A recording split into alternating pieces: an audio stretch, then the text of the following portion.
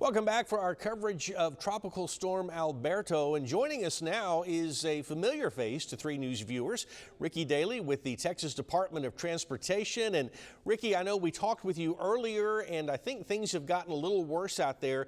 Give us an idea of road conditions and what things are like for people who are out driving right now.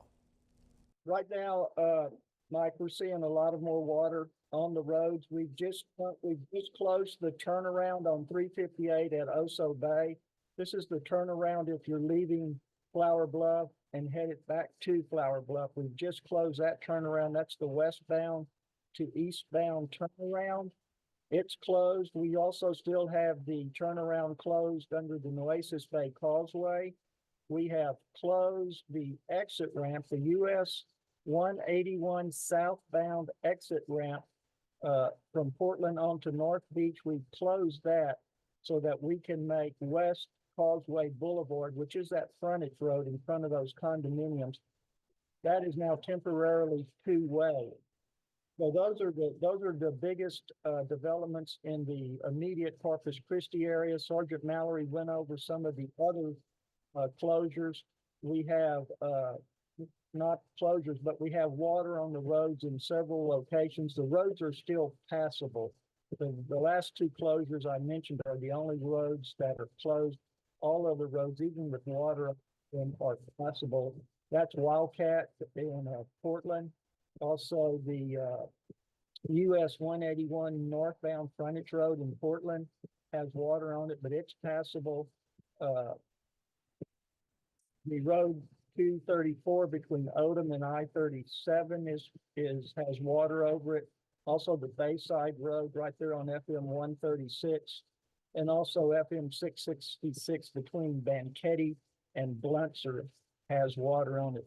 Our crews are actively monitoring the roads and assessing them throughout our 10 counties.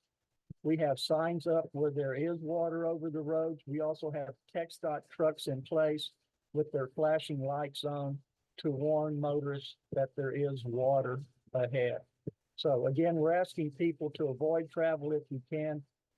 As you said, Mike, the rain has picked up.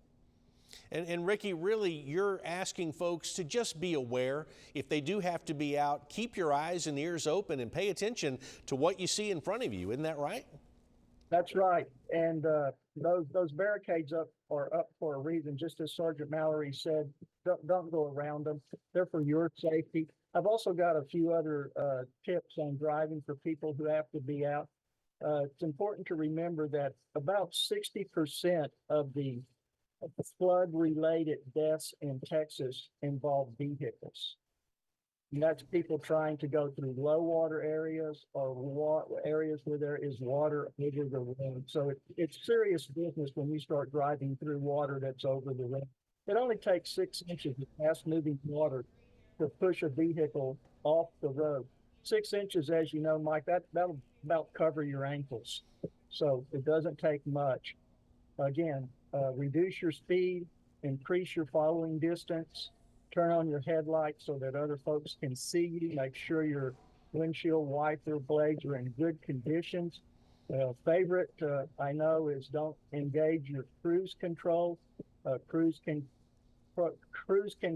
control can turn into lose control if you encounter standing water.